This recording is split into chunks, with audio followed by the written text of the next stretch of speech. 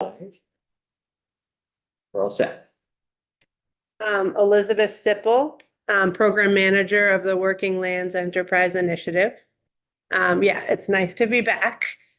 And I think last week, as this is this part two, and I think it's the most important part of our presentation. You're going to be hearing directly from grantees, so business owners who were awarded grants in fiscal year 2024. In our last presentation, we shared that in fiscal year 2024, we were able to make 65 awards to a whole diversity of businesses and projects.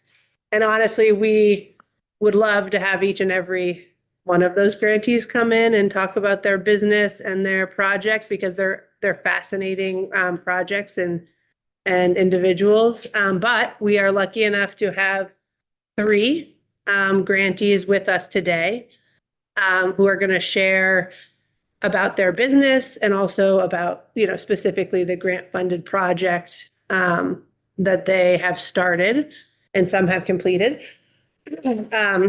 First off, you'll be hearing from Annie Myers, owner of Myers Produce, based in Albany, Vermont. I actually, in my mind, was thinking Craftsbury, but last time, based in Albany, Vermont. And Myers Produce received a $90,000 supply chain infrastructure grant. And we think that this project is exemplary of the types of projects that the board is excited to fund within the supply chain infrastructure opportunity. When we're able to offer that, that is a larger dollar award. It's what we consider an impact grant. And so, with Myers Produce, there has been a need identified for improved middle of supply chain distribution services for working lands businesses in Vermont. And so, and Annie is going to speak more about what Myers Produce does, but this business was able to meet a critical need that the board had identified. And is it a great example of the type of supply chain infrastructure that the board's looking to fund? Did you have a question? Okay. Just a couple of ones, Elizabeth. Yes. 65 grantees out of how many applied? Do you remember? Claire, do you remember the total applications? I think 3. Yeah. And just what you were mentioning, a lot of the grantees, I assume, are because the proposal is very strong to begin with. But before even you get to that point, do you identify areas of need, like you just mentioned, that there's this sort of, distribution and Yes. So the eligibility for the supply chain infrastructure grant, like your project would have to be meeting a supply chain need to be eligible for that funding opportunity. But then for the business enhancement grant, that is, the eligibility criteria is broader. But there, is still some specificity. And then, for the small farm diversification and transition grant that was offered in fiscal year 2024, there was quite a bit of, very specific eligibility criteria. So I guess it changes per grant opportunity. And we try to be, we offer as much, we try to be as specific as possible when there is a target audience so that nobody's wasting their time. But every year the board has a planning symposium where they come together for 2 days. And that's where they're looking across the landscape of both the agriculture and forestry systems and identifying priority needs. And they have the ability to identify targeted targets for funding. They also at that time pause and look at, also like the operational parts of the grant, like grant size, amount, timing, So they're looking at both, both aspects, and one, definitely supports the other. Their matches. There were matches in fiscal year 2024. And there was always the opportunity to submit a match waiver. So it was never a requirement. And we did have, grantees that were awarded who had submitted a match waiver request. But in fiscal year 2025, we are piloting, being a little bit more explicit that a match is not required. You are asked to share still if the project is going to cost more than the grant funds, you submit, what match you're contributing. But you no longer need to submit an explicit match waiver if you're not requesting match funds.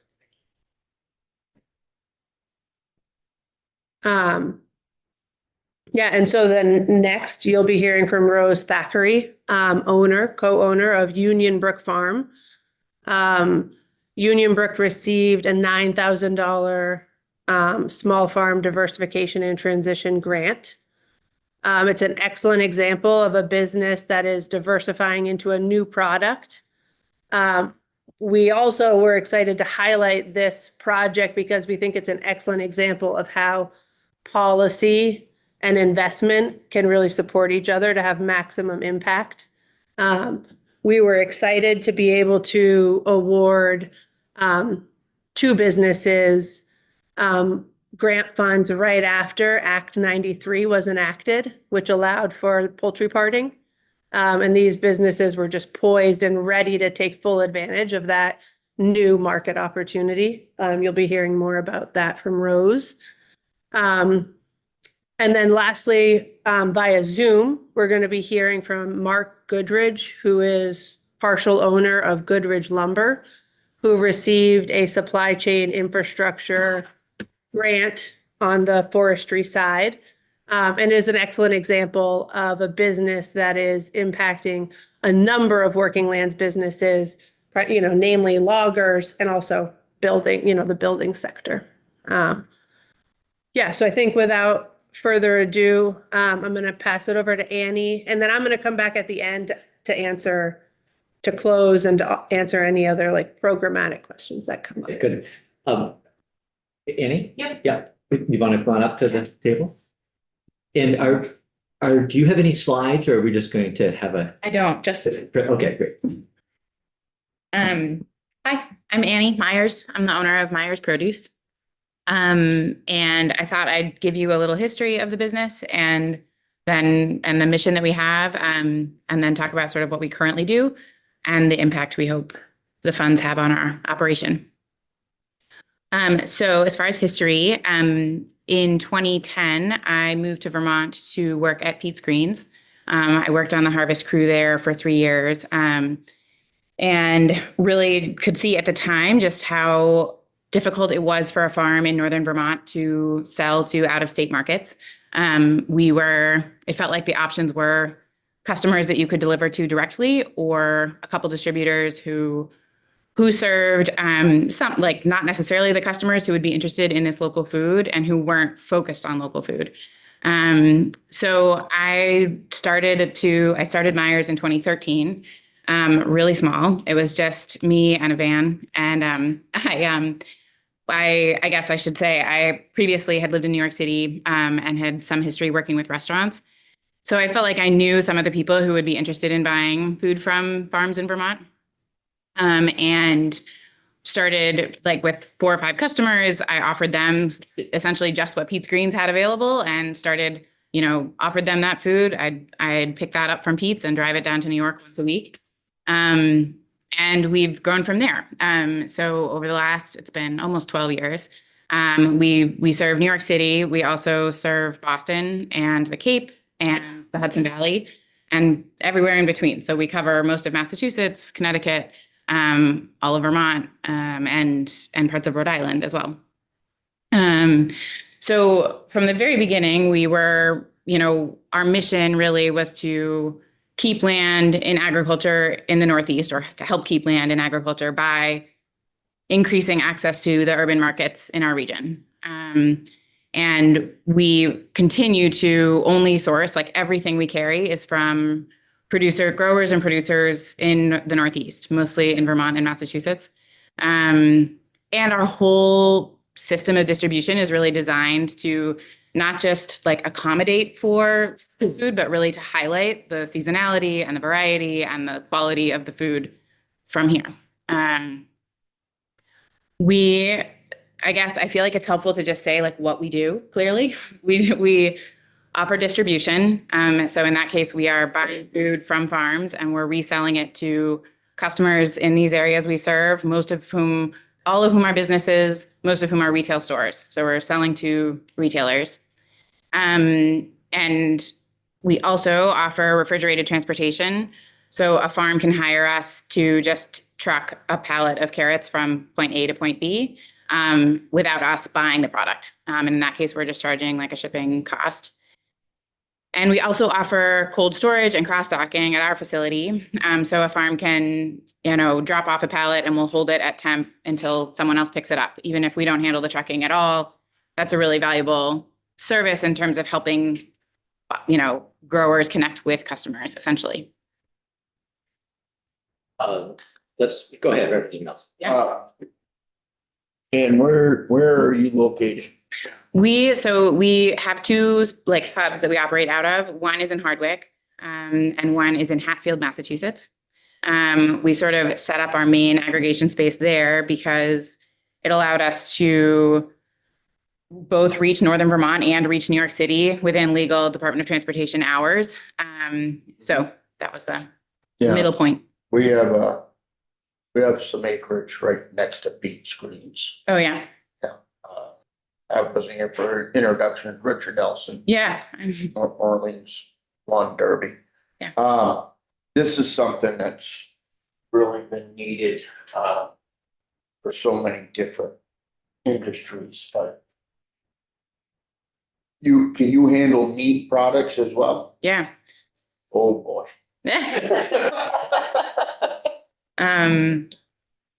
Yeah, so we originally started off just carrying fresh produce and we still focus on that, but we carry meat, eggs, dairy, milk, cheese. How would you like to handle buffalo? Would love to. Hopefully not whole. Yeah, right. Definitely not live. So Representative O'Brien had a question too. Yeah, I just Yeah. wondered about scale. So are you, your arugula is ending up in Trader Joe's, Whole Foods, or is it co-ops? Is it restaurants? Is it institutions? yeah, so it is mostly independent retail stores, like co-ops. We don't really sell to any major chains. Our biggest customer is Fresh Direct in New York, but like the Park Slope Food Co-op is a big one and co-ops like that. We also sell to institutions and restaurants. So, right. And we've sort of somewhat intentionally, like we're open to selling to anyone, but I think we've somewhat steered away from chains in terms of like not putting too many eggs in one basket. Sorry, Representative Lipsky. Yeah. Yeah, sorry. There's a new facility that went in on the cabbage cheese. Yep. Are you in that new building there? So the move-in date is like in a week. But we do share space with Farm Connects, and that's our Hardwick base is like a section of their cooler, and we will move with them into the new building. Yeah. And then do you have a fleet of tractor trailers, or are they more box trucks, reefer boxes, or? Reefer boxes. So we have 5 box trucks, and we're all like 26 footers. So it's all kind of non-CDL, but as big as they can be up to that point. Yeah. Also intentional. Yeah. And that kind of, I've sort of made a list of like our current stats as far as where we're at now. So in 2024, we sold just under $5 million worth of food, all from the Northeast. Our fleet is those 5 box trucks and also 3 vans. We are a staff of about 20. Our warehouse space is 10,000 square feet. In 2024, we worked with more than 175 regional farmers and producers. over 75 of which are in Vermont. And over 50% of the food we sell is grown or produced here in Vermont. So as far as the project, we have been a pretty healthy business for the last 12 years. But over the last few, we're realizing that we really had this hurdle that we're not going to be able to leap without external funding, which was that our system has really been running on the scrappiest technology. We were running on Google Sheets and QuickBooks Online, and we were getting to that point of, everything's starting to break. We were realizing, like, we schedule over 25 routes a week. We make over 5,000 deliveries a year. Like, we carry more than 2,000 unique products, or we did in 2024. And like, so much of all of that detail is copied and pasted from one place to another. And we'd kind of, over the last many years, done a bunch of research with various other food hubs who've been facing the same challenge, and just came to the conclusion that even if we were able to use some sort of off-the-shelf software, we would need a significant amount of custom development to make it really kind of serve our needs. So the Working Lands funds are going towards the development of a custom software. And we've started that. It's awesome. It's already awesome. And allows us to kind of expand the number of growers we work with. We were getting to this point where we didn't think we could bring on any more producers. We brought on 30 new producers last year and just were like, we can't keep doing this. So we can expand that network. We can do things like implementing pricing tiers where we can sell the same product for more in New York City than we sell it for in Vermont, which we haven't sort of administratively been able to have different pricing tiers. And we can hopefully increase the affordability of the services we offer. Like, our transportation, our shipping rates are entirely based on the cost of doing what we do. And the more efficient we become, the more we can avoid raising those rates. So, we feel that this funding is really, is facilitating infrastructure that's really allowing us to focus on our mission, which again is to just help farmers keep farming by increasing their access to urban markets. And really, we think of that as essentially helping farms focus on farming rather than sales and customer service and delivery and refrigerated vehicle maintenance, all things that we can offer and help them focus on the field instead. So we're really grateful for the support and excited to kind of keep doing what we do. Yeah. Do you have any questions? Representative Burke. Yeah, what's like, if you don't mind me asking, your 10-year plan, like, are you hoping to, like, what kind of growth are you looking at seeing? Yeah, we essentially, of course, we have a plan. The plans always change. I think we've tried to kind of stay flexible enough to continue to sort of like grow in accordance with what the agricultural community in the region needs. It has felt like the demand for what we do has kept growing, so we've kept growing.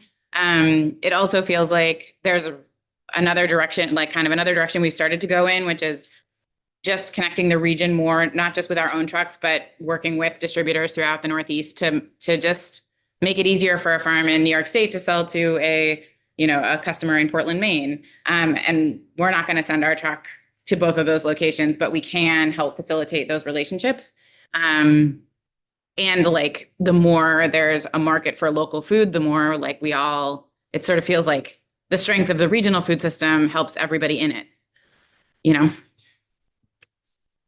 Follow-up question to that is, what do you feel like is the market potential within the area that you're working in? Is there room for a decent amount of growth to have produce and goods from Vermont be sold in those areas? Yeah, I think so. I mean, if you looked at our customer list, it feels like we could be working with so many more places. And again, that's where, like, we've been a small team, we've only had so much capacity. And then when we really put our minds to growing our customer base, we can do it. But we haven't, sometimes we're just trying to keep up with what we're currently doing. And I think this structure will help us have time to do more of that. Yeah. Representative O'Brien. Is there any consideration of, you send your 5 trucks out, you make deliveries and then they come back empty? So have you ever thought of like, can we bring seafood back or something seasonal that can grow, in southern New England that Yeah. we'd love here? We do some of that. We have, for example, like we bring tomatoes down to a producer in New York City who makes tomato sauce, and then we sell that tomato sauce throughout the Northeast. So that's coming north. It has been, I mean, of course, we've tried for years. That there hasn't ever been the like answer to our prayers of like something that can fill our trucks, like coffee or something, but we do, yeah, we try to do some of that. And seafood is a great question. Like we haven't ventured into the seafood world, but we'd like to. Refrigerated, right? So We are refrigerated, and we do frozen products too. Our facility in Mass has a huge freezer, and so we have more capacity to do frozen now than we used to. So that's helpful. What is the area that your growers cover? How many different vendors do you serve? So last year it was just over 175 like total vendors, and then I think it was about 75 of those are in Vermont. The majority of the rest are in Massachusetts, and then we have sort of a scattering of producers we work with in New York State and Maine, and a few in New Hampshire, although not could be more. Representative Nelson. Or you help people pick price points of where their product should be moving at, or Yeah. So that's a great question. One of the things that I think makes us unique in our world is like, we try to pay what vendors ask. But, we're not sort of naming a price and saying you have to hit this in order to work with us. But we also will tell somebody if they want to charge $5 a pound and we know it'll move better at 4, like we'll work on that with them. So we don't always know. And we're also game to just try things like, we'll just put it on our list and see what happens, which is cool. Have you had any challenges with staffing workforce? Yeah, yep. I think it has been really hard to hire, but mostly for like 2021, 22, it was impossible, and it feels like it's easier now. We have a few positions in Vermont, and then most of our staff is in Western Mass. So that does help. So just more people, but yeah, it's been really challenging. Did you get this much of a grilling when you were applying for the grant on your?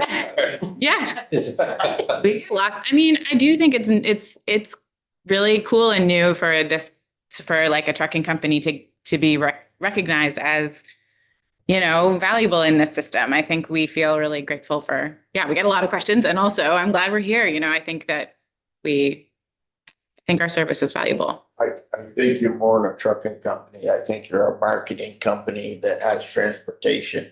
And that's been a weak link for a lot of farmers up here. Yeah. Because I'm sure buffalo meat will sell in suburbia and urban settings.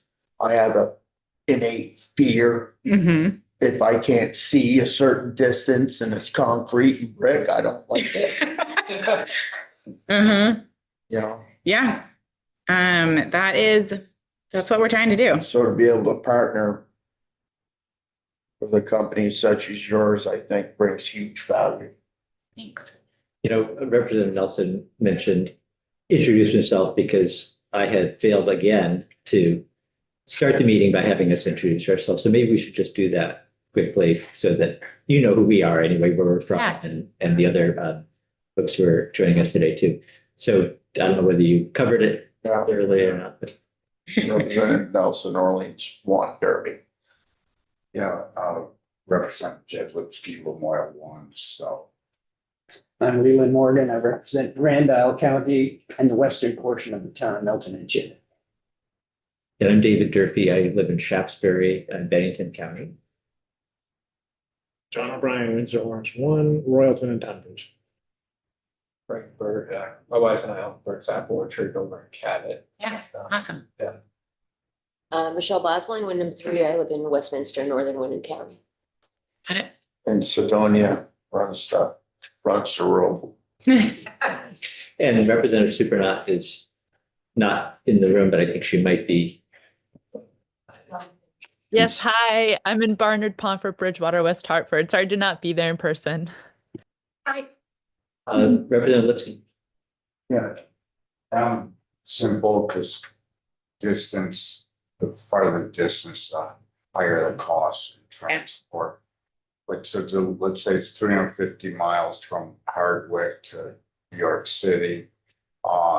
Is the price of a product be naturally higher because of the transport cost and time? Or is it the same to go to Boston or? For our, like within our system, we're not charging more for those products. Certainly it's about, in comparison to like, if we just compare within like what we're doing, we're not charging more for that distance. I just wondered how those vendors got to you, whether they're referrals or people, if Burt's Orchards wants to be in Wellfleet, Mass. Yeah. Does Representative Burt call you up or somebody says, oh, they really want to hit Cape Cod with apples? Yeah. I mean, basically just call us up. But we do, I mean, for the most part, we are picking up directly from farms or they're delivering to like Hardwick or the Intervale in Burlington or to us in Hatfield or Food Connects in Brattleboro. We're trying to work with all these different places. And yeah, I mean, it's just a case of a conversation. And like, we do have some vendors who come to us saying like, we know we have customers who are interested in buying our product, but mostly not, it's people who haven't ever had that contact. You have to have conversations about redundancy then, like, oh, we already have too many apples, it's. Yeah, definitely. It's tricky. Yeah, we do. We sort of think of it as important to kind of curate our lists a little, like we can't just offer every kale under the sun. And so we do only typically have like 124 count green kale on our list. But we work with probably 20 farms that we buy kale from because depending on the season and the supply, we just need that many people to work with. So yeah, there's certainly some of that, but as long as there's some differentiating factor, like we usually we're trying to find a reason to work with people. So if they have an apple that's like has a different certification or a different variety, we sort of, great, let's bring it in. Yeah. And this will be the last question, I think. So do you commingle products or do the retailers want to know that it was this farm specifically that came from, or the restaurant? Yeah, I can't believe the word transparency, it wasn't in my talk. Yeah, I mean, it's all very important to our customers and to our system that like everything we carry is really traceable back to where it came from. The actual farm. Yeah. The actual farm. Yeah, exactly. And I mean, to the point where if you ordered kale on our list from Pete's and then we find out that they had a hailstorm and we're going to buy it from someone else, we like check, like, can you take kale from Hurricane Flats instead? Because we really, people care. And that is what's cool, I think, too, is our customer base is like really committed to this, to what we're doing in this transparent system. And they are listening, they're looking at those details. So. All right, well, we should probably allow enough time for the other project. So thank you, Anne. Well, yeah, thank you. Thank you. Thank you. Elizabeth, who's up next? Rose. I am. Grabbing. Oh, okay. Taste it really quick and then you give us permission.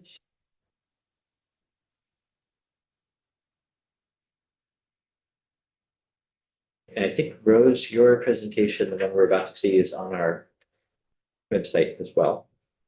And I think we're gonna share the screen as well, Okay. so that the photos will also be on the larger screen. And it's there's no, the data, Rose is just gonna be sharing its strictly photos. Okay. Yeah. Oh, okay, great. Yeah. Good, well, Yeah, I will line up if you're ready, definitely sit there. yeah. I'm just gonna take.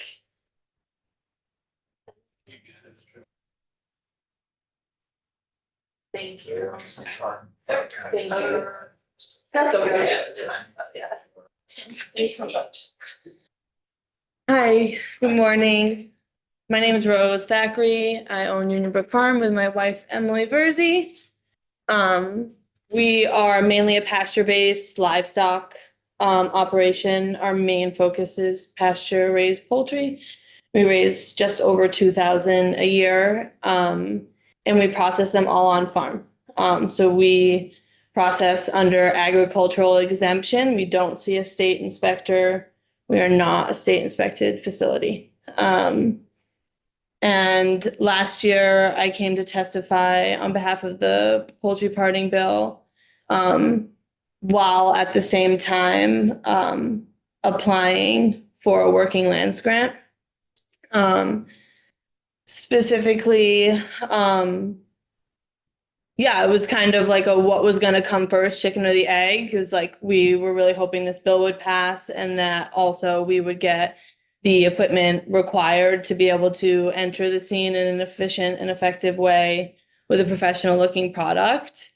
And we received news that the bill had passed and then weeks later also received the grant. So it was like, you know, setting up timeline on a grant like without also requiring a bill to pass can be really challenging. So to have testified in February, had the bill pass March, April, received the grant around the same time, and then our processing season begins in June.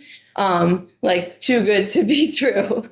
And it was all true and it is all happening and it's been going really well. So our first processing date in June came and we were able to immediately start parting birds into more product offering. Like before this, we were only able to sell a whole bird either at a retail price point or a wholesale price point. And now we have more than 15 products of that same, just one raw initial item and then broken down into parts. So this $9,000 grant awarded us a vacuum sealer and a scale that is like typically seen in places like delis and grocery stores. So it's thermal printing in real time and I'm able to change the setting in real time to whatever I'm packaging at that moment.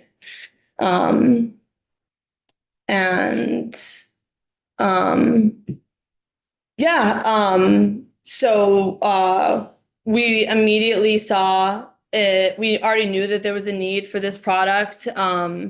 Anybody offering parts, our main place for sale is the Capital City Farmers Market. And the only parts prior to this bill passing and us and the other farm present at market receiving this grant to meet the demand, it was always like not there in the scale in which we needed it to be. And a lot of people would come wanting chicken from me, but wanting specifically a package of breasts so that they could just go home and make an easy meal, not thaw an entire frozen whole bird and then not have dinner on time, etc. So for a couple of years, we've offered a CSA of whole birds. This winter was the first year that we were able to offer a part CSA, and 40% of our customers chose that. Some of them were, repeat customers, some of them were new, but it was obvious that, within the whole birds that we were selling, as soon as we had another product offering, people preferred that. I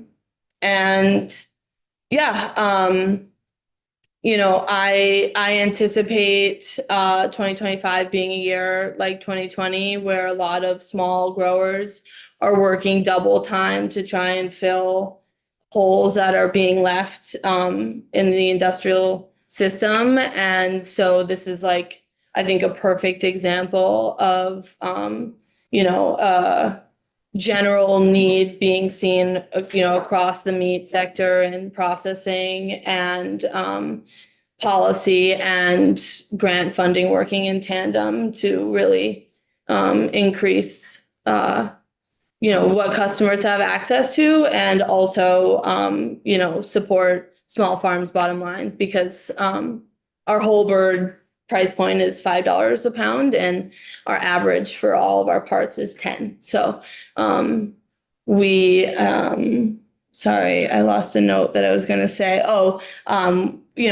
We parted 25% of our total birds produced last year, and I anticipate that increasing. And so sky is the limit. Yeah.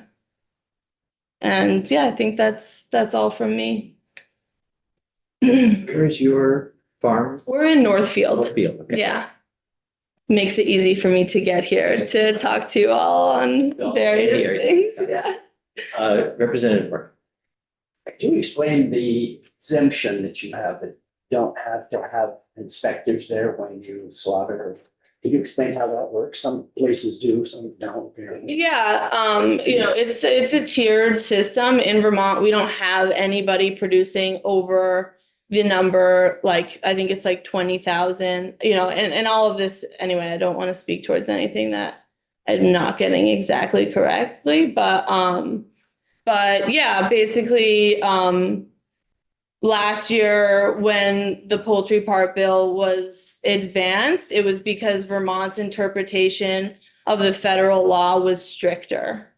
And so all we needed to do was strike the language of whole bird from our exemption process. In every state, how we figured that out was some nonprofit put together a poultry map of the entire country in each state's interpretation of that federal law. And so everybody has different specifics. There are some states that don't allow open air processing. A lot of states have different tiered systems for over 5,000, over 10,000, et cetera. And so, we're operating within the set number for exemption. And also just to we're not talking about that specifically, but Julie Boisvert, the head of the USDA, was in favor of this bill passing, and she did testify during all of that. And also we had a visit from her and another state inspector, on a processing day, where she was able to see our entire setup from start to finish, in, actual process. And all that was noticed was that I had an exposed light bulb that I had already bought new lights for. So, I think, I think it's my opinion that producers want to produce a safe product for the consumer, and it's all there's label requirements, and my phone number and my address, and the state inspectors still have to approve every single one of my labels. And yeah, so I don't, So you're not entirely without guidance? I'm not without guidance at all. No. Mhm. Elizabeth, can you, I don't want to put you on the spot. Can you speak to where inspection is required, where it is, or what, The number of birds? Right. Well, just the general circumstances, who you can sell to, I think is also part of that. So I can only sell to a restaurant. I can only sell direct to consumer. So I will never have my product at Myers Produce because I'm not state inspected. So all the meat that Annie would be distributing to the larger network is USDA inspected. And then there's more, requirements to even cross state lines within that. That's a very new program that very few producers are utilizing. But yeah, the agricultural exemption is specifically for poultry, not for any other large animals. Yeah. I was gonna say the tiers are based on, I believe, size, and so there was operating exempt, and then the next tier is state inspection, where there's a state meat inspector present at your facility every day watching you operate, and there's specific requirements for that. And then the highest level is USDA, which there's a USDA person there, and I believe it's mostly based on. And I think sometimes, and there's often both, a processing facility has both the state and the USDA inspection. But it is tiered, and I think there is sometimes an approach where processing facilities will start with the state and then go to the USDA certification. But I think, as Rose pointed out, the inspectors were still at the Union Brook facility offering guidance and feedback. And we, being a part of the Working Lands program is a tri-agency. There's 3 state agencies involved, in addition to the board. So a part of our due diligence process was, specifically around when there is a processing component to the grant, we do reach out to the meat inspectors just to make sure that, that the facility is received, excellent marks, in inspections. And I think that was Rose at Union Brook received glowing feedback from the farm division, which does the health and safety inspections of So I think that it's just I think it's just important to highlight that we do connect the dots within the agency. When there's, it's both. And that's the same, if there's a dairy component, we're often reaching out to the dairy division, EB, Glory, and then if there's a water quality component, we're reaching out to the water quality division.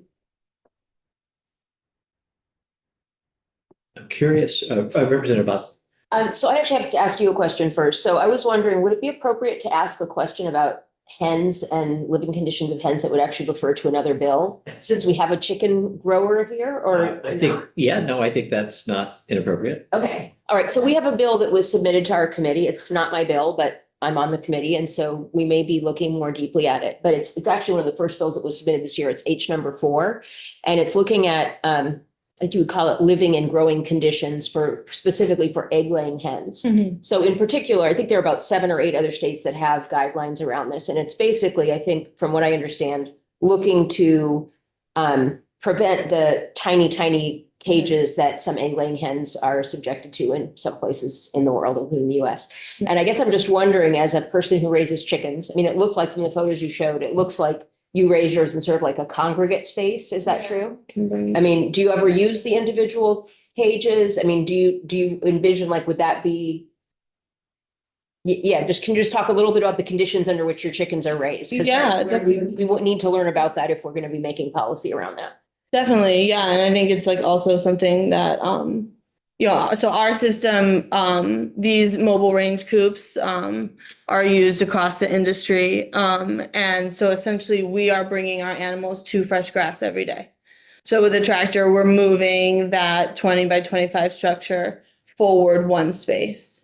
And so that's how they're having access to grass. We're not opening the doors and having a larger fencing system where hens or meat birds are out and about.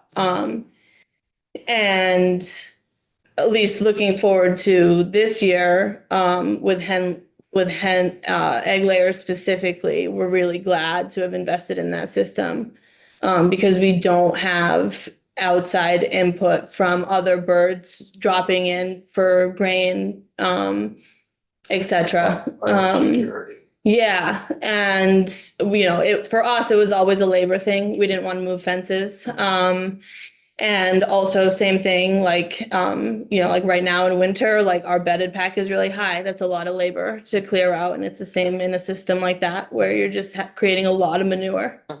So yeah, I do think that guidance is important and changing. And, I think I have a specific lens where I have 200 egg layers, and the 50 dozen eggs that I bring to market sold in 15 minutes last Saturday. So it's like, I don't know that my perspective is necessarily helpful to what you're working on, but I do think that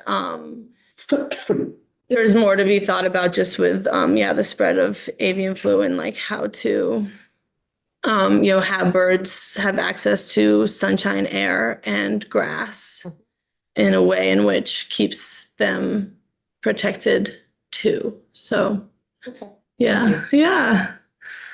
Somebody else have a question? Representative Liskey.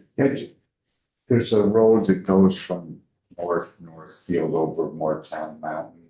Hasseltine or So, the Devil's Washbowl. are you on that road? I am, I can buy your farm. Okay. Both ways. Both ways, yeah. I But you're split I'm right in the middle of the Washbowl or Hasseltine to Right. get over. Yeah, Just- but you can't travel the Washbowl right now for a long time. Representative O'Brien. I just wonder what breed to use for egg laying and. We have a mixed flock. I noticed at market, I'd bring those 50 dozen eggs and people would flip through to get a blue egg. It makes children and adults alike very happy. So I just now keep enough egg layers who lay blue eggs to get one at least in every dozen. So I have Rhode Island Reds, which are like industry standard, and also like rare breeds like Americana. Anyway, chicken math. Is there a standard meat bird then? There is, yeah, it's the Cornish cross. And yeah, here's hoping, I feel excited. All of our plans are in place and we plan to grow slightly more than we ever have. And I'm just hoping that chicks get to my farm from Pennsylvania. So that's, Have you heard whether other other farmers, raisers of meat birds are also taking advantage of the change in the law and yeah. investing and I have heard that. Yeah, like I said, there are, the two, us and one other farm who's slightly bigger than us, both received this grant. We're both at the Capital City Farmers Market.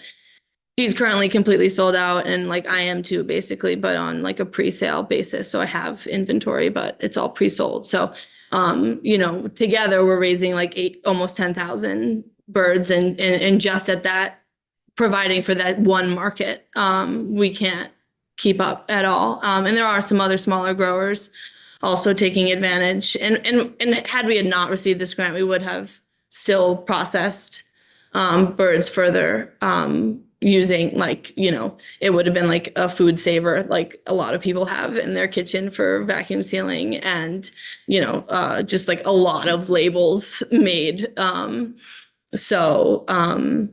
Yeah, being able to, we process 200 birds in a day. That's about our scale. And so 75 of those every single time we process, we're being parted further.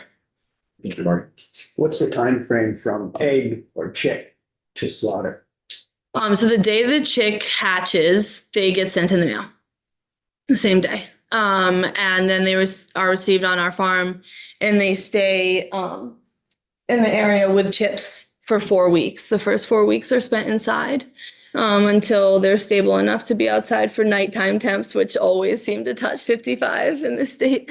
So then the last 4 weeks, they're spent outside moving every day on grass. So it's 8 weeks total from chick to processed. Yes, really quick. Yeah, they're very efficient. Average weight. We shoot for like a 5-pound finished weight. Anything bigger than us, we want to see them walking and doing the things that birds are meant to do. But yeah, their feed conversion is quite literally a feat of modern day science, and technology. So. Great, Rose, thank you for coming in again. Thank you for having me. I really appreciate it. It's just nice to hear the update. Mentioned to your question that Hillside Farm, which was the other farm that Rose was referring to, is featured in the impact report. Who they were a grant recipient that also jumped right into the poultry parting. And then through a different funding source, we were able to fund one additional farm, Lucky Fields, right? Who also jumped right into the poultry parting.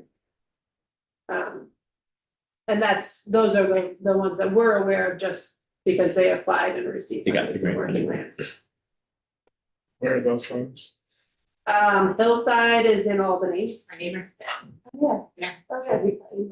Where's Lucky Fields? I'm not sure. And I can't- somewhere in central. We'll look up where Lucky Fields is. Okay, good. So is Mark joining us on Zoom? Yes. Oh, hi, Mark. Yes, good morning. Morning. Yeah, my name is, everyone can see and hear me all right? Yes, Yes. yeah, you can. Okay. My name is Mark Goodridge, and I'm part owner of Goodridge Lumber, which is a small family-owned sawmill located in Albany, Vermont. We've been in business for 50 years and specializing in the production of white cedar building products. But the last few years, we have been testing the waters to say of some other wood species, primarily red pine. The grant we received was used to extend our local utilities 3-phase transmission line 1.3 miles to our facility and tie that into our existing electrical system. We felt that this project was needed for the future operation of the sawmill itself. We were facing the challenge of what to do. We were currently producing our own electricity with diesel powered generators, and we're trying to figure out what to do when those units aged out. We didn't feel we could continue to produce power that way because there are new requirements, mainly any generator producing prime power in the state has to meet Tier 4 emissions now, and the smallest unit that was being made that would meet those emission standards was more than double the size of what we were currently using. So between the purchase price and just the cost to operate it, it was just not going to be able to work. So we took advantage of this grant opportunity. Luckily, we were accepted. We did some, once we were awarded the grant, we did some site prep, and the actual line construction began in September. And the last week of October, we made the final connections and have been running on grid power ever since. I will say one nice feature of this grant was the flexibility that we could receive 90% of the funds up front. And that was important to us because the utility required payment in full before they would even begin line construction, and their portion of the project was around $300,000. So being able to receive that much money up front was certainly a help for us. We provide currently we provide work with at least 70 different local loggers and truckers to provide a local market, for wood. That number can fluctuate a little bit, but we certainly want to have a place available for anyone that has, wood they want to sell. Some of the other goals that we were hoping to achieve was, reducing our carbon footprint, and by running off the grid now, we cut our annual diesel fuel consumption by approximately 13,000 gallons. And yeah, also there will be, a projected savings, which I think we are realizing. It will be cheaper to operate off-grid power than making our own. And also this project allowed us to put the infrastructure in place, looking down the road to do other value-added operations. Obviously, with generating your own power, most of the machinery requiring electricity needed to be in close proximity to the generator itself, whereas the local utility line runs throughout our property and allows us to possibly do other operations in other parts of the yard. So go ahead. Representative Nelson. Thank you. Mark, with that, is that a 480 amp service you have tucking into there now? Yes, it is. Okay. So you do have the capabilities of putting in a big truck EV charging station there now. So when the rules change and your wood has to come on EV trucks, your mom seemed to be against that, but I thought I'd ask the next generation. Well, yeah, I can't say that's an anticipated project that we've got on the list. Well, thank you for that. Representative Morgan. Are your lines coming in, are they overhead or underground for that kind of money? They are overhead. The existing single phase lines came right to our office. So our line extension, I guess our secondary line extension that we made is about 250 feet or a little longer to the actual, in the actual facility where we need to connect. We are located on a town road that had existing poles, so they just, you know, redid it. And our section, we ran aerial just because where we're located, there's a lot of ledge, so we didn't feel underground was a possibility. Thank you. What were you connecting to, Mark? How far, you said it was 1.3 miles altogether? Yes, of course, we're on Vermont Electric Co-op, and their three-phase transmission lines ended in Albany Village, which is 1.3 miles away from our facility. Okay. And there was only single phase power available. Up to that point, or beyond that point? Yes, so we had they basically, you know, extended that, made a new line to our facility. And the power company, the utility, the co-op then did some of the work, and then beyond that point, did you have to hire somebody to, like, I don't know who you would hire to do that work? Yes, they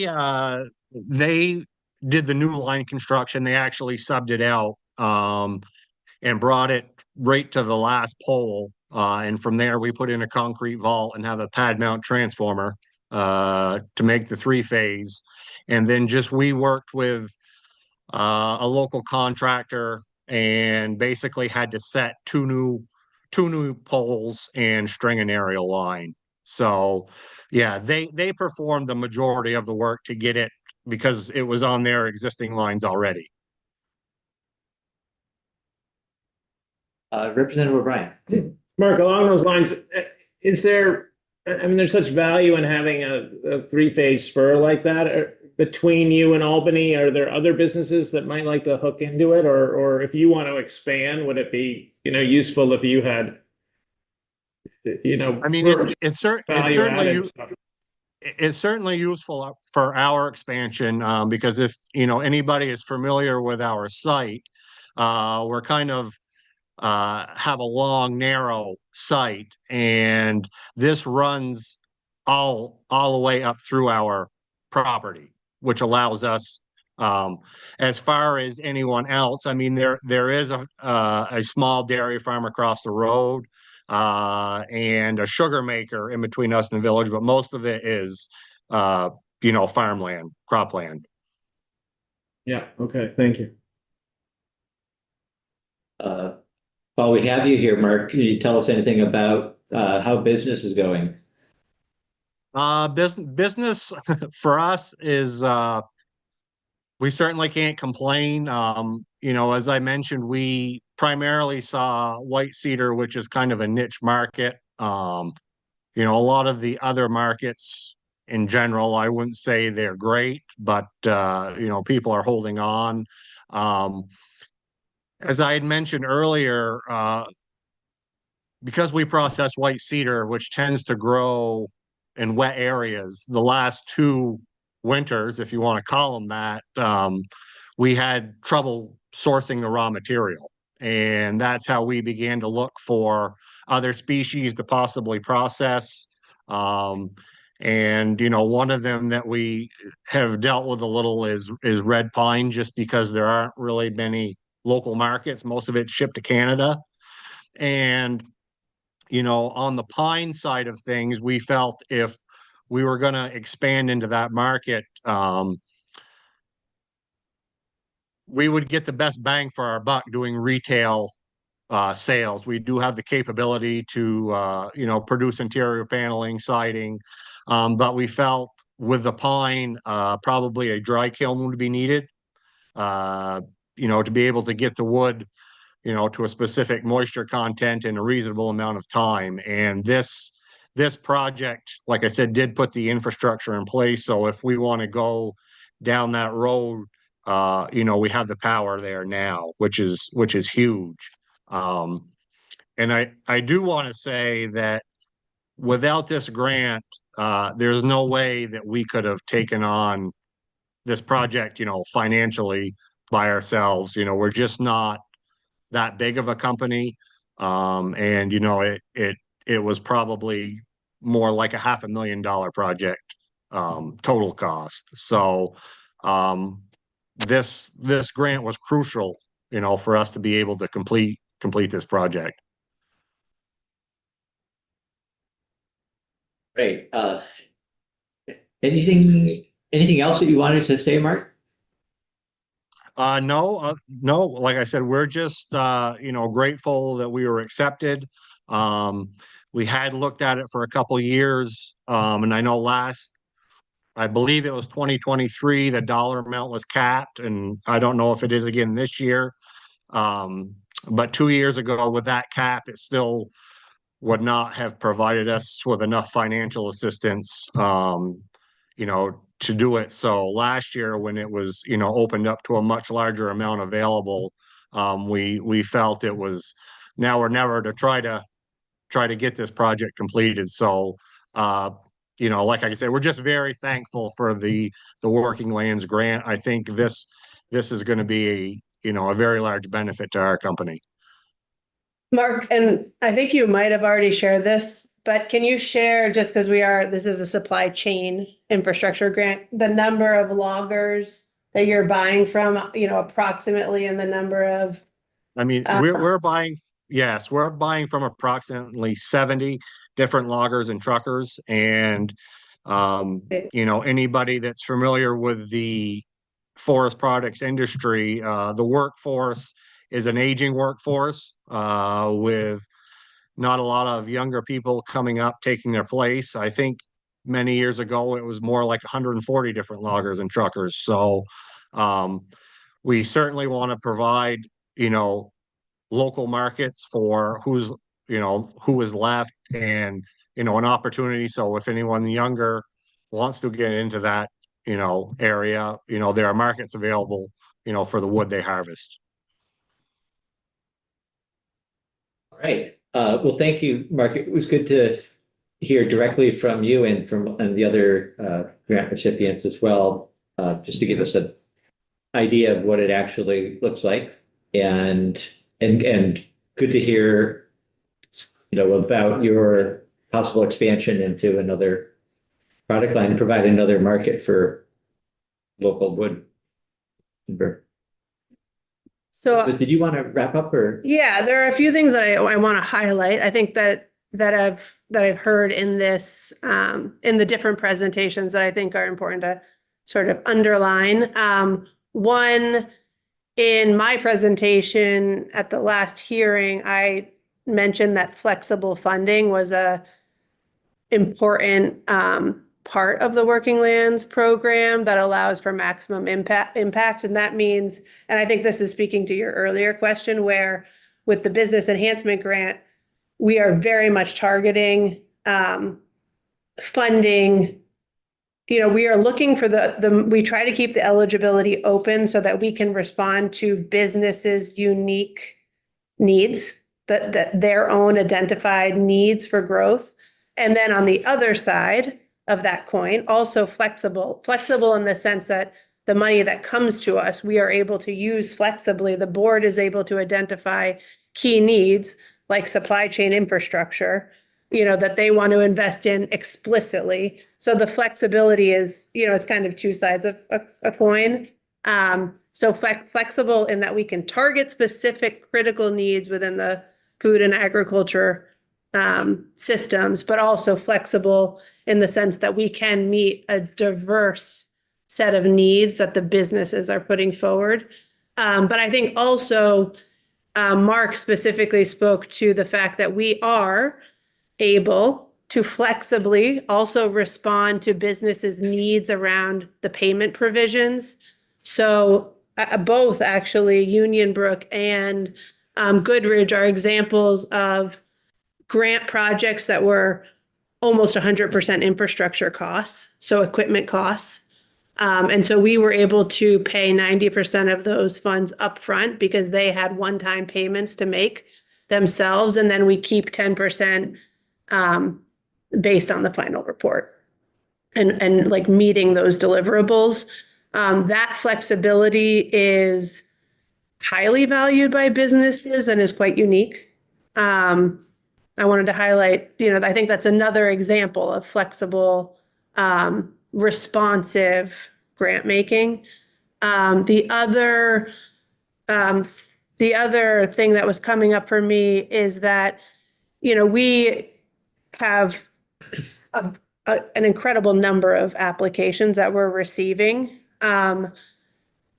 And there are a number of very strong applications that do not get funded. So they're like, we would consider them shovel-ready projects that aren't getting funded. But one thing that the board takes into consideration seriously is timing.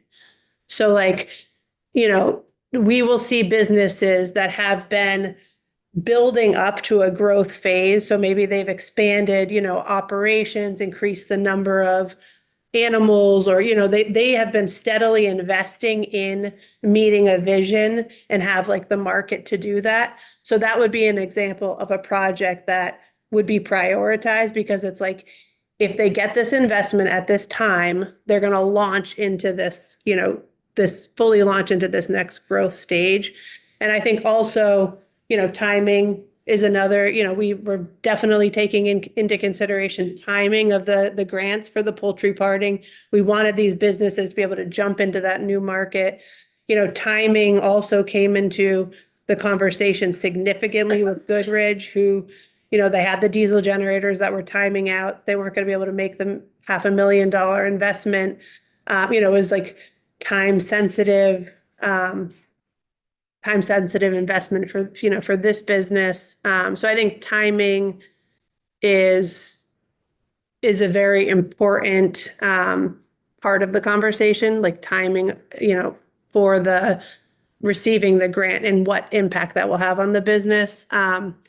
And then I think Mark pointed out that, and it's important to clarify that, specifically for the supply chain infrastructure grants and the other targeted and larger dollar opportunities, the board, we typically only offer those on years where we have special appropriations. We don't typically offer those when we have the $1 million base. We focus on the up to $50,000 grants. And that grant award, the maximum grant award at the beginning of the Working Lands Enterprise Initiative was $20,000. So even that is an increase from the max, and it's, costs have increased for everything. So, the board is being responsive. And I think the dollar amount has also decreased. So like the whole range of the grant size for the business enhancement grant has shifted.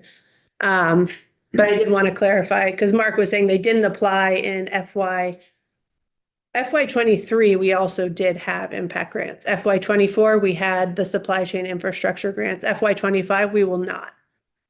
We will have the business enhancement grants.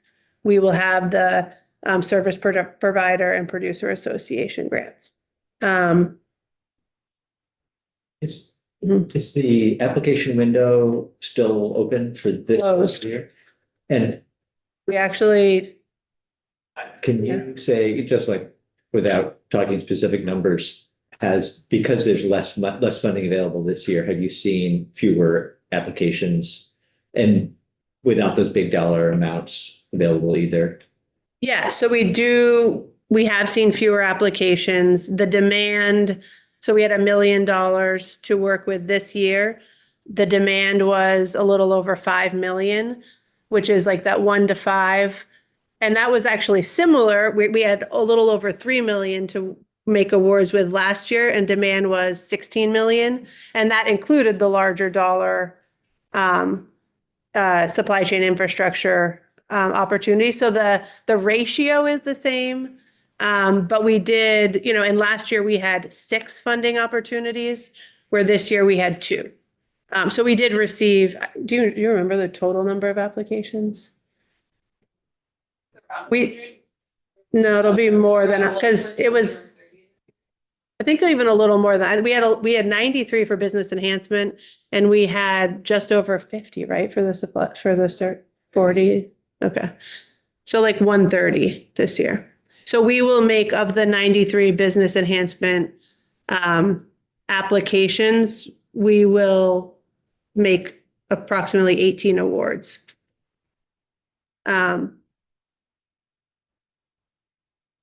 Great. All right. Anything else?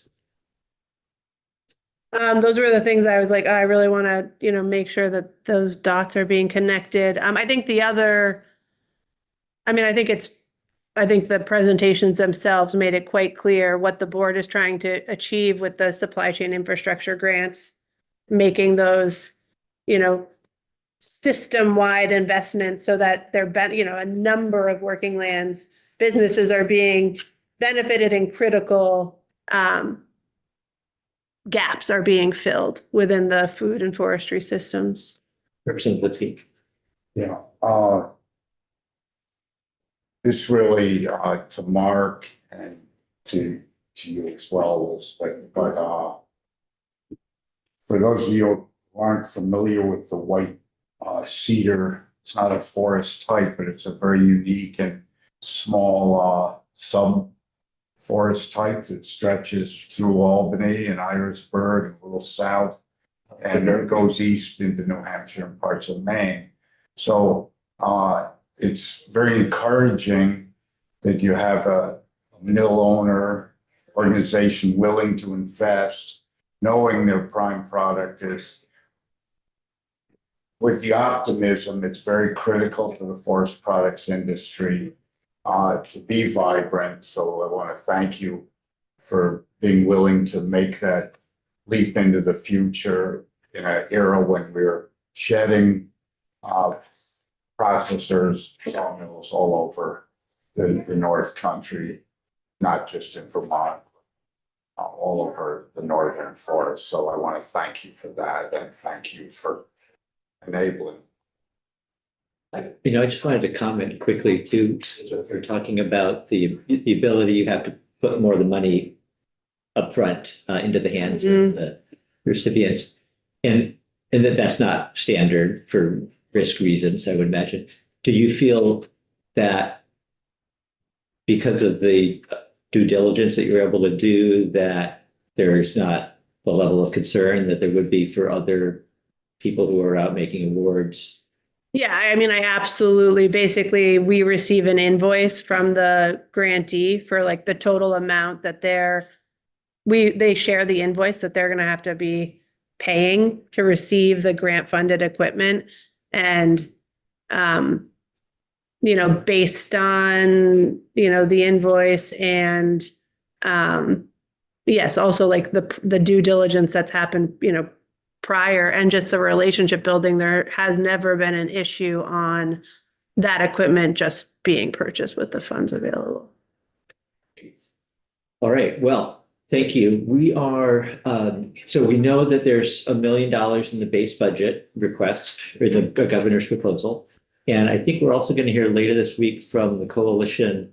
Yes. That is, and maybe from others who may come to us and request additional funding, which I know is not I'm just saying this for the committee's sake. So that'll be part of the larger conversation that we're having for the next week or so about our recommendation. But yeah, and I guess just in closing, if anybody has additional questions, or if we want, to delve into a specific topic, or, we are available and happy to come back in. And thank you for having us, and thank you to all the grantees who came today. yeah, thank you for all the work you do.